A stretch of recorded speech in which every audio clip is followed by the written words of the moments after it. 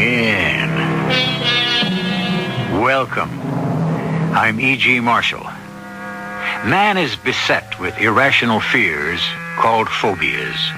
Excessive, persistent terror of a particular thing or situation.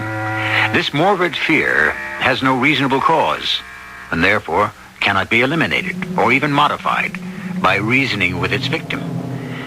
One of the most common phobias takes its name from the Latin claustrum, meaning a closed place. Thus, claustrophobia is an abnormal dread of being kept in a confined space, unable to leave it. Mona Clayton, Broadway star, is so afflicted.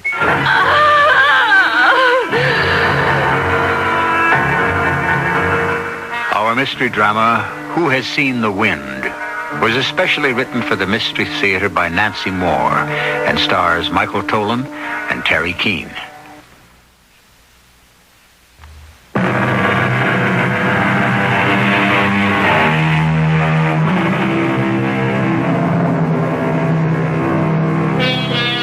The lot of an actor's agent seems an enviable one. All those dazzling actresses for clients. A constellation of stars to set on their courses. Take Gary Stewart. He recently married one of those actresses, Kitty Lockwood. And soon he will try to set on her course another client, Mona Clayton, who is about to receive a coveted British award. We're in New York. All night, snow has fallen. The city this early morning is chastely white, unspoiled by sludge, smudge, and people. In Gary Stewart's Park Avenue apartment, a sudden rude sound. Oh, who the devil? What time is it, Gary? How do I know? Turn on the light. 6 o'clock. What maniac would call it 6? Answer the thing, Kitty. You answered, and I'm asleep. Kitty, the phone's on your side. Oh, all right. Hello? Oh, thank heaven. Mona? Kitty, darling, I'm terribly sorry to wake you, but You're up in an airplane. You're on your way to... Are you calling from the plane? No, that's not until 8 o'clock. And unless you or Gary come over here this minute, I won't be on the plane. Come over? What are you talking about? Most absurd thing is... Bobo, do stop whimpering. Kitty, Bobo's so nervous he knows something's wrong. Well, wait, I want to pick him up. Yeah, muzzle him while you're at it. Oh, dear, I can't reach him. Oh, hold on, will you, Kitty? Just hold on. I'm holding. Oh, honestly, Gary, 6 o'clock. What's going on? She's picking up that little beast of a poodle so he won't yap into the phone. I mean, why did she call? I don't know. She's just babbled so far. Something about she wants us over there. Over? We were there last night. She's supposed to be on her way to London. Something's going wrong, huh? I gather. Something about she can't catch the plane unless we... I don't know. Lean in and listen. Kitty, are you there? I'm here. Now, what is this all about? Oh, Bobo's all nerves. He catches it from me. He ran under the bed. That's why I was so long. Mona, I have had exactly no sleep. Now, what is this about? Come over to my apartment and bring the set of keys I gave you. Those keys are so I can water your plants. Water them now? Do stop making jokes when everything is so terrible. Will you just come? You or Gary or both. But the most ridiculous thing happened. See, I set my alarm for 5:45. My service had a wake-up call, but I never trust them. Well, the alarm rang, and the phone rang, too. Yes, splendid. So did ours. Well, I got up. I got right up. I went to the door, my bedroom door, and my dear, it would not open. So? Don't you see? I can't get out of my bedroom. I cannot open the door. It is stuck. Mona, for heaven's sake, stop being so helpless. Doors in $2,000 a month penthouses do not get stuck. But it is. Well, so maybe it's a little bit stuck. With the slightest effort on your part. I tried, and I pulled, and I pulled. It is stuck. Kitty, it will not open. Kit, I noticed it last night. It really was sticky. Is that Gary? What's he saying? More to the point, what are you saying? Will one of you come over here before I lose my mind? The wretched door opens inward. If you push and I pull, it'll open. Give me the phone. Mona, here's Gary. Oh, Gary? Mona, now listen to me. All you need to do is phone your night porter. He'll get the pass keys and he'll help you... No, there isn't any night porter or day porter or super or anything. Oh, Lord, I forgot the maintenance strike. So will you come, Gary, please? And hurry. I can't stand this much longer. The walls, they just come. Hurry. Now, wait. Now, listen. You can yell out the window, help, lady in distress. Get somebody's attention and tell them to go to security. Security can get the keys from... There is no security either. Anyhow, I can't yell and get any attention. I'm too high up and I am on a course. Oh, you had to live in a penthouse. Boo, boo, boo, boo. Don't cry, darling. Gary is coming right away. Gary? That's right. Don't cry, darling. Gary is coming right away. Oh, you're sweet. You are so sweet. Oh, but I'll miss my plane. I know I will. And I won't get my British award. Yes, you will. Now, look, you be ready, coated, hatted, booted, and I'll have a taxi waiting. And don't say take a later plane, because they're having that huge award reception, and the time can't be changed, and I won't... Mona, hang up. Oh, she is the most Oh, well. Oh, I hate to leave this warm nest and go out into that cold, cold world. Then don't. Don't go? Leave Mona like that? Leave my closest friend, my award-winning claustrophobic closest friend, locked up like a felon? Sweetheart, my love, I am not saying that. Of course I'm not. I am saying I'll go and you can nestle snug in your bed. You're kidding. Get back in and I will get out. I don't mind. Really, honestly, I don't. Oh, I mind. Mona never should have closed a dumb door she knew would stick, but since somebody has to go, I don't mind. Kitten, you're being awfully slow. Mona really will miss her plane. I guess I'm not awake yet. Where on earth is my cherries in the snow lipstick? Snow on the ground and you have to wear an appropriate lipstick? Aha! That'll be Guess Who. Where are you? Why aren't you here? No, I've got it. This is Gary Stewart on a recording. Sorry I'm not home. After the beep sound, please leave your message, name, and number. I'll get back to you as soon as possible. Hush, Boo-Boo. Beep. Gary, this is Mona. Where are you? Please, hurry. It's just awful here. On the plane, I can take tranquilizers and 2 sleeping pills, and I can sleep, and I can stand it. But here, and it's a wonder I could call you, because I told the phone company to cut off my phone, because I'll be gone for 3 months, and... Gary? Oh, it's one of those wretched recording things. Goodbye. She bought it. Yeah, honestly, it's a wonder she knows how to walk across a stage. Gary, how can she be such a good actress? I mean, a scatterbrain, never knows what she's doing. That's how, by never knowing what she's doing. Brains never got in Mona's way.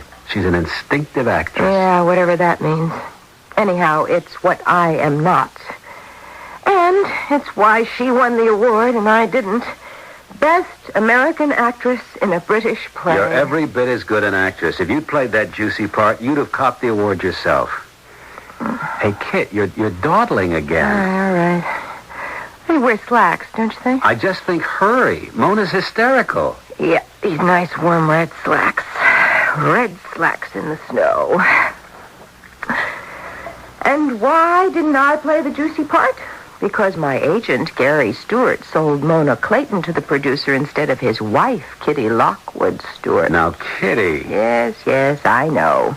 The producer wanted a teensy doll baby beauty of a Dresden china blonde, and Kitty is a tall brunette. For the zillionth time, honey, that wasn't the reason. You're a comedian. The part called for straight drama. Tragedy. All the same, I may kill my tall, plain, dark self. What should I do? Pills, gun, gas, poison, jump? Which is best? Where are my boots? Last night you kicked them under the bed. Oh. Why did I ever agree to this trek through the snow at dawn? Because you're an absolutely smashing wife. Mona got the award, but I got Gary. Oh, my love, my only love. Tell your insecure bride for the zillionth time you're not sorry you married me instead of Mona. Absolutely not sorry. Want to bet? No, gimme. This is a recording. No. She needs to be warned you're not coming. Her big, brave Gary. Mona, I'm on my way as soon as I find my other boot. Oh, but I thought, Gary, it's been so long. It's so terrible. The walls. The walls, they're pushing in. And Bobo wants his breakfast. Where's Gary?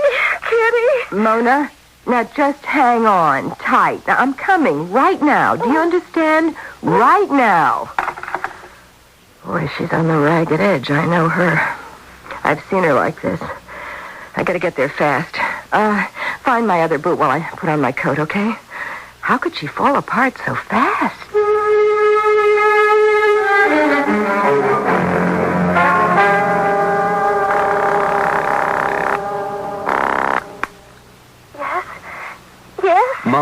Mona, I just want to tell you that Kitty's on her way. She's gone from here about 5 minutes. In another 5, she'll be walking into your front door. I'm opening the bedroom one. Right. Are you dressed and ready? Yes, I'm wearing my red suit, the one you like. Oh, you are so sweet to call. Now just hang on. Kitty'll be there. Hey, someone just came in our front. Look, I gotta go. I hope you catch your plane, honey. Have a nice award. Kitty. Oh, listen, I'm just as freaky as Mona. I forgot to take her keys. Waiting for a taxi, suddenly I realized just thank the Lord I didn't go all the way to Mona. Well, get the keys and get going, kid. I don't even know where they are. They ought to be in my purse, but they're not. Just help me look. Well, they're here somewhere. We came straight in here when we got home last night. Oh, I will never call Mona scatterbrained again. I am worse. And, Gary, I can't get a taxi. It's too early, all that snow. Well, walk then. It's only 5 blocks. Where are the keys? They're not here. Hey, your pockets. What? That coat. You wore it last night. Look in the pockets. Oh, my Lord. I really will kill myself for this. Go, darling. Just go.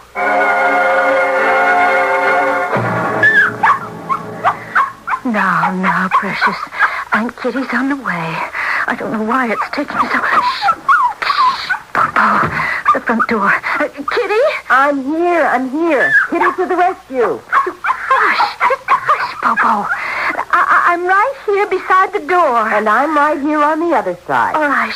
Push hard, and I'll pull. Kitty? Kitty, what are you doing? Mona, I am pushing hard. Well, harder. You have got to do it harder. Kitty! It won't budge. Oh, kick it. Harder. I'll kick its slats out. I'm so mad at it. Nothing. Darling, listen now. It won't open. It will not open. Well, it has to. I can't stand it. It has to.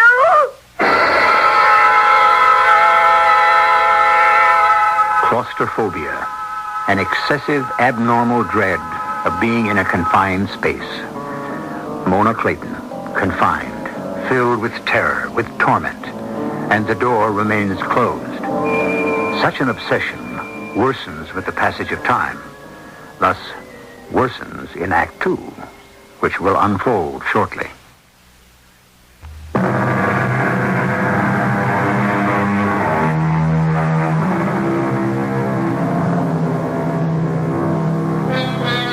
At the end of Act 1 I spoke of Mona Clayton's obsession. But is that a correct description of her problem? I consulted Mr. Webster. He tells me that the word obsession once had an occult meaning, a person possessed by a demon. That original connotation is now obsolete, but I'm strongly inclined to apply it to what is taking place in Mona. Ask yourself during Act 2 if she does not seem possessed by an evil spirit. Now, Mona, listen to me. Now, stop crying and listen. Yes. I've pushed the door as hard as I can. Now, don't get scared when I stop talking to you. I have not deserted you. I'm just going into the living room to find something to ram the door with. Mona? I hear you. How could a door stick like this? I don't know. Is it damp, maybe? I don't know. Now, just hang on to the doorknob, and I will be right back. Don't stay in there. Come back. Come. Gary. Yes, a phone. Yes. Oh, ring. You're not ringing. It's dead. They shut it off. Oh, no. No, not yet. Oh, please, not yet. Gary, fix it, please. Please fix it. Make it ring. Mona? They've cut off the phone. It's dead. Mona, listen to me. Come back to the door. It doesn't matter about the phone. It does. I can't call Gary. You do not need to call Gary. Now, listen. I've got this chair now. I can run at the door with it. It'll ruin your Chippendale antiques. It's a battering ram now. Now, just stand back from the door and don't be scared of the sound. Okay? Yes. 1, 2, 3. Nothing. I'll try again. It won't work. Nothing will work. I will be trapped here forever. I told you. I don't believe this. The chair broke, but not the door. You're not trying. What? You're not. You want me to miss my plane. Mona! You don't want me to get the award. Mona, stop that. Now, just stop it. You're jealous because I won and you didn't. Of course I would like to have won, but if it couldn't be me, I'm glad it's you. You are not glad, and you are jealous. You are jealous of the award. You are jealous of Gary and me. He loved me first. You know he did. You are jealous because we had an affair. He says you didn't, and I believe him. We did. I don't care if you did. I do care that you are working yourself into a frenzy. Now, you think you've missed your plane, and I'm afraid you have, but we still... I don't care about the plane. I just want out of here, and you won't let me out. The walls are closing. They are closing, and you will keep me here forever. Oh, no. No one will come. Everyone will think I'm in London, and I can't phone, and you will leave me here to starve and die and be dead. Mona, shut up. Now, I'm about to go and get somebody to break this door down. Somebody in the building, somebody in the street, somebody... Then why don't you go? You just keep talking and talking. If you want to know, I'm afraid to leave you alone when you're like this. You see that? You don't want me out? You want me to go crazy? You tell me that I'm crazy. You're talking crazy, that's all. Now, I'm not going out of here until you make me a promise. You promise me you will not go near the windows. Now, I want you to get in bed, and I want you to stay there. Will you promise? I don't want to go near the windows. I have your promise. But what if the walls close too tight? They are not closing at all, Mona. You imagine it. You are to stay away from the windows. Yes, Mona? Yes. Now, you've got Bobo. You talk to him while I'm gone. But he's asleep. How could he be asleep? He doesn't care what happens to me either. Mona, you were getting better for a minute. Count backwards from 100, okay? Anything to keep the awful thoughts out. Yes? All right? All right. Go. Just go.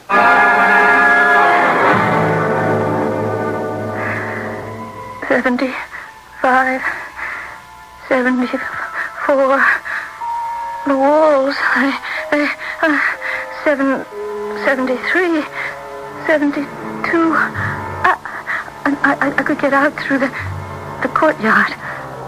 The snow, it's deep and soft, and I'd be out.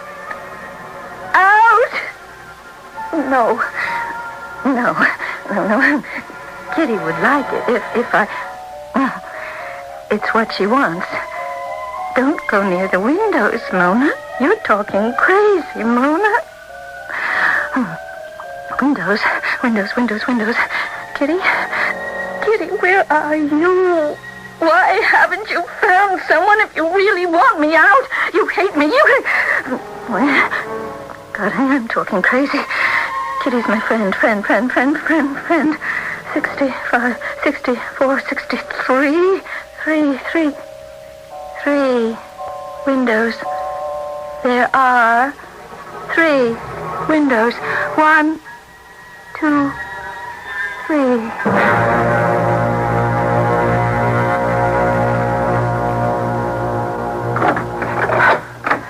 Oh, Fitz, you're back. I got coffee all waiting for you. Mona on her way? Listen, get your coat. I couldn't get the door open, and hurry. Good Lord, Mona's still shut in that room? Don't talk, just come. She is wild. Well, why didn't you phone me? Oh, I know her phone is up. Well, you could have used one of those street phones instead of coming all the way back to the apartment. I didn't have change. Not one single dime, 1 nickel, 1 quarter. I couldn't phone. You mean you Stop asking questions and come on. We can talk on the way. Can't get a taxi either. For heaven's sake, will you come?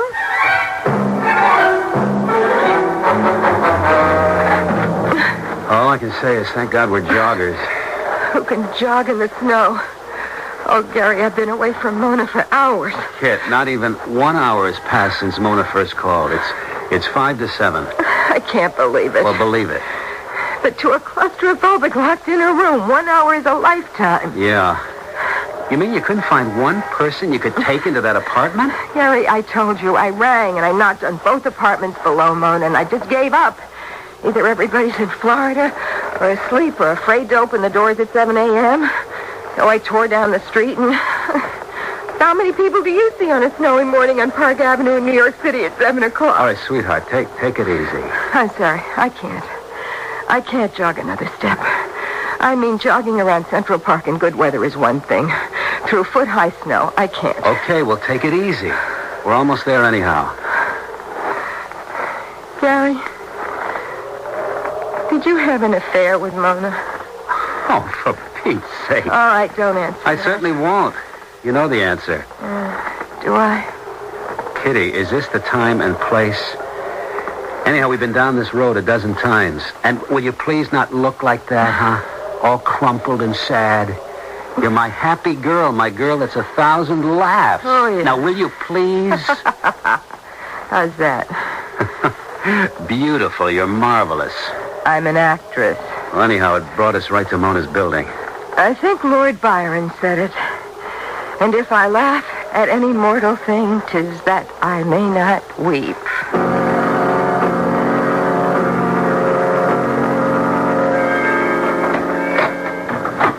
Mona, we're here.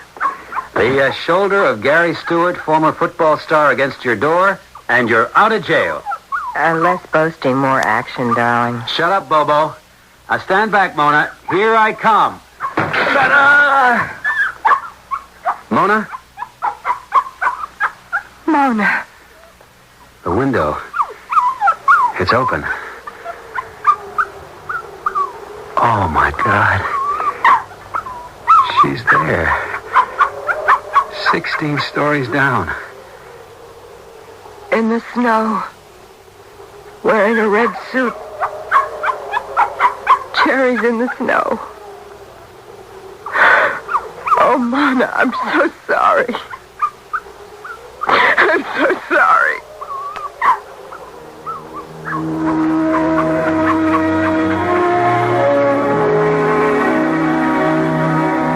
You were asked to consider if Mona Clayton was possessed by a demon. In the light or the dark of what has happened, how do you answer? She had everything to live for, youth, beauty, talent, fame. Yet she went out a window because she could not go out a door. Claustrophobia or an evil spirit? In Act 3, we'll find the surprising answer.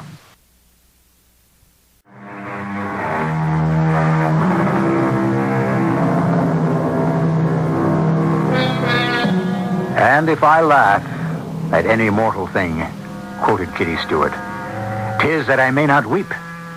But she cannot hide her tears with laughter anymore. It is 4 hours since Mona's death. Kitty lies in her own darkened bedroom, Bobo beside her, phone off the hook to avoid the intrusion of reporters and friends. But suicide is a police matter, and she can no longer avoid official questioning. Gary has just opened the bedroom door. Kid, I've told Lieutenant Hench all the details. He's promised he won't keep you long. Just routine. Will you come now? Routine for him, not for me. What's he like? What you'd expect. Efficient, reasonably bright, a little bored maybe. Seen too much, heard too much. But very impressed with who you are. Who am I? Honey, don't talk like that. I'll tell you who Hench says you are. Broadway's favorite comedian. Charming. I must go to any lengths to make him laugh. Is he also impressed with who Mona was? He didn't happen to mention that. But Mona will be mentioned when I walk into that living room, won't she? Oh, poor Bobo heard Mona's name. See, if I stop holding him for 1 second, he begins to quiver.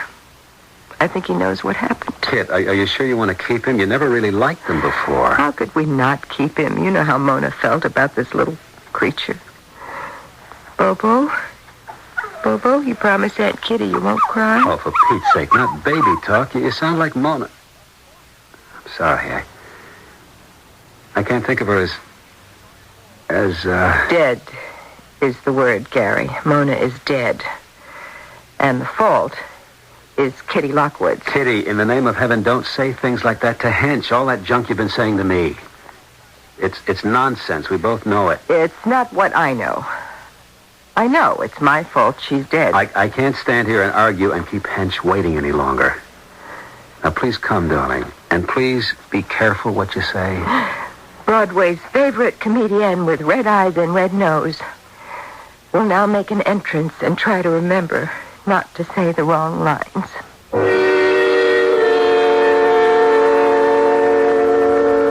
Real pleasure, Miss Lockwood, Mrs. Stewart. I saw you in Dust Off That Dream, best show around last fall. Then you missed Mona Clayton in Who Has Seen the Wind. Well, yes, in my line of work, there's enough tragedy. I like comedy. She won an important British award for her performance. If it weren't for what happened this morning, almost at this moment, she would be accepting that award. Lieutenant, can we get on with this? Yeah, sure. Mrs. Stewart, if you'll just describe for me the events as you know them before the suicide. Lieutenant, I've said this to you twice before. Mona Clayton did not commit suicide. And I've said to you that she went out a window 16 stories up, jumped to her death of her own volition. That is suicide. She didn't do it to kill herself. She did it to get out of a room. What sent her through that window was claustrophobia, not a death wish. You are both wrong. It was not suicide, not to escape a room. It was murder. Oh, Kitty. Now, Mrs. Stewart, your husband warned me you might say something of this sort. Lieutenant Hench, I murdered my friend as surely as if I pushed her out of that window. And he explained why you would say such a thing. Shock, sorrow, undeserved guilt, because you weren't able to help her. Undeserved guilt? Will you listen to my sins of omission, Lieutenant? I was slow dressing. I left this apartment without Mona's keys, had to come back. On the street again, I could have stopped an occupied taxi and explained the emergency. I didn't. I walked instead. Honey, don't rehearse all this. I have to. When I got to Mona's, I didn't push hard enough on the door. Then I didn't ring enough doorbells to get help. Back on the street, I hadn't the sense to bring even a dime in my purse. And again, I didn't look hard enough for somebody to help or flag a cab. I ran to Gary again. Mrs. Stewart, none of that is murder. Bad luck, bad planning, but it's not murder. Regret for these things is understandable, but taking blame for your friend's death, no. You really don't think that I... No one could possibly think that, Mrs. Stewart. Now, Mr. Stewart, I believe your wife should go back and lie down. I can question her another time. No. You've made me feel better. You really have, and I thank you. So you ask me whatever you need to. That's better. Go ahead, Lieutenant. Finish. All right. Mrs. Stewart, suppose you describe Miss Clayton's state of mind when you got to her apartment. The fear kept increasing, especially when she found out the phone was disconnected. She was a little out of her mind, Lieutenant. She was talking crazy. That's why I didn't want to leave her. I mean, without someone to talk to, even on the phone, she'd be more afraid. But if I stayed, she was still locked in. So it was go, stay. It was a terrible decision.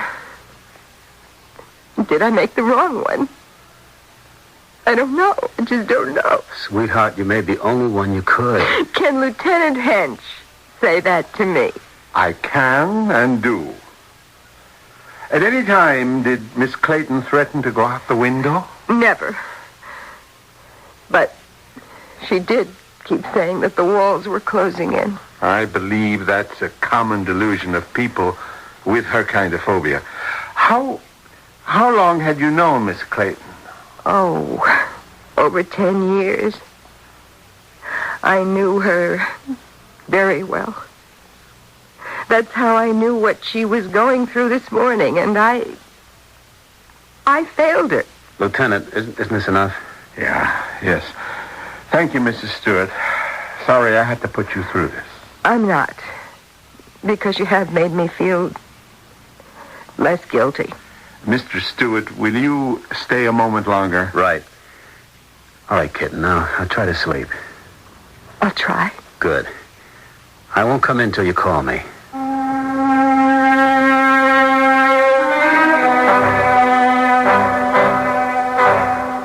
Kit? Wake up. Come on, wake up. Oh, Gary, you told me to sleep. Why are you waking You've had quite a long sleep. Were you dreaming of Mona? Mona. For a little while I could forget. Why did you wake me? I have a report I think will interest you. It interested me. A report? I've been doing some investigating. It began by accident.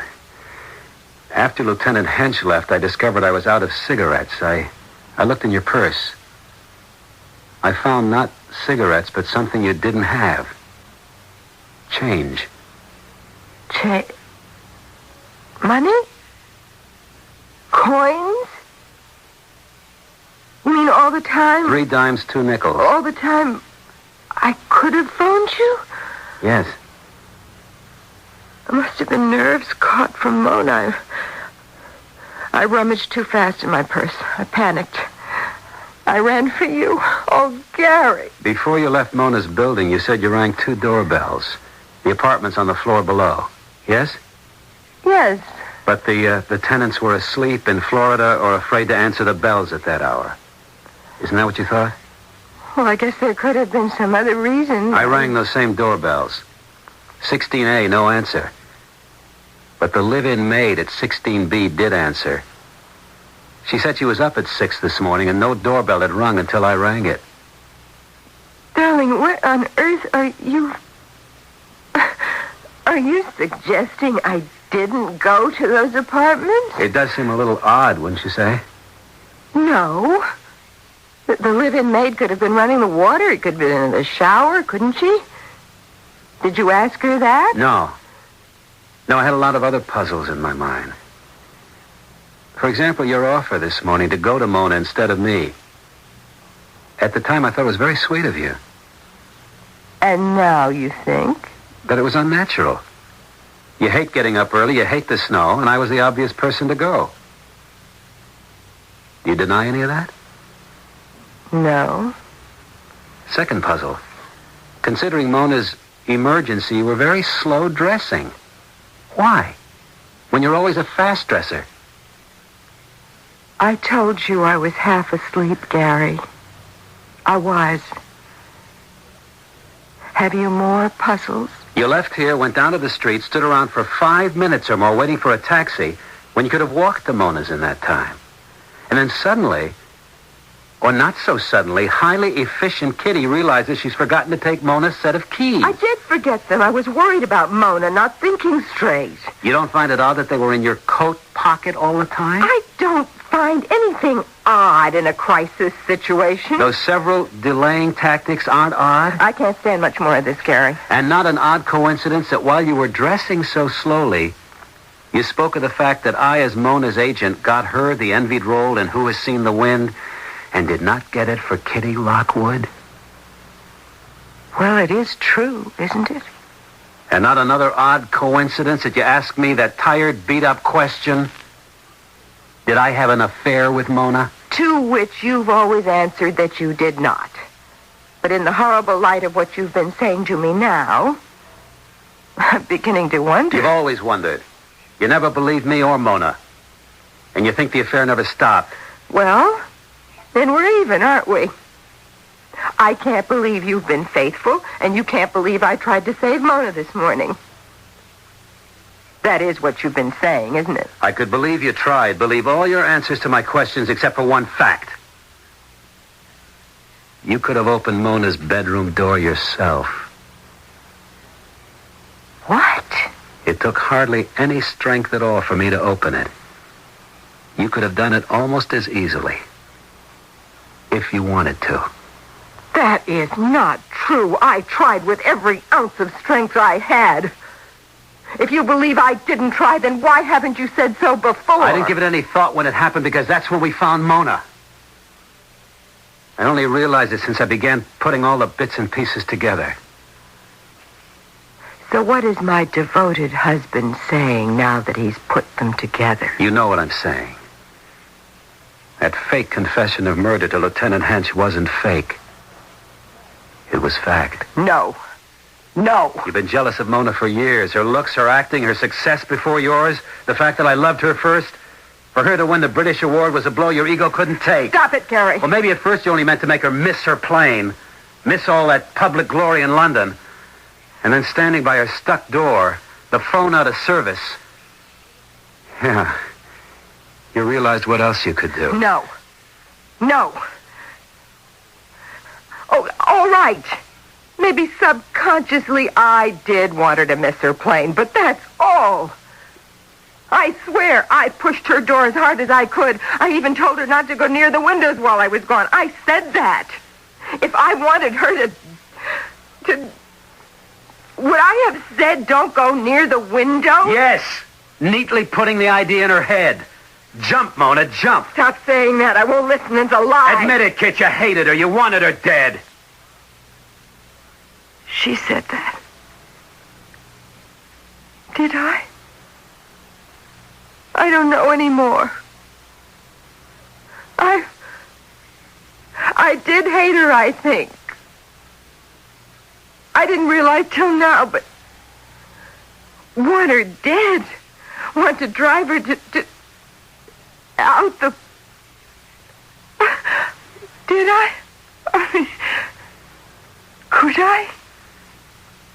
Well, did you? Could you? No. I didn't do it. Or make her do it.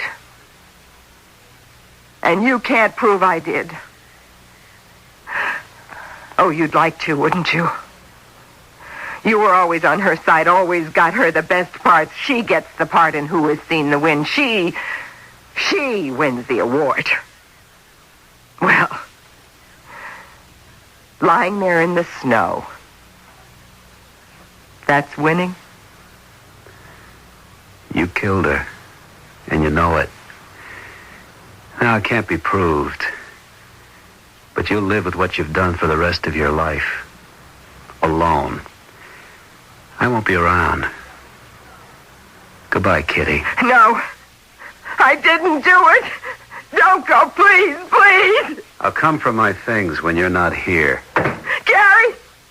Come back!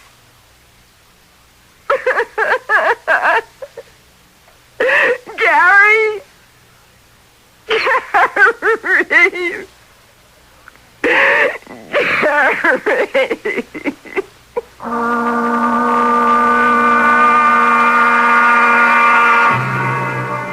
So, not Mona, but Kitty is possessed by a demon that has destroyed one and soon will destroy the other. At no time did Kitty's conscious mind think, I will be rid of Mona and never be accused of murder. No, the workings of her subconscious were dark and secret as it manipulated its creature to commit a deed never thought possible. I'll return shortly.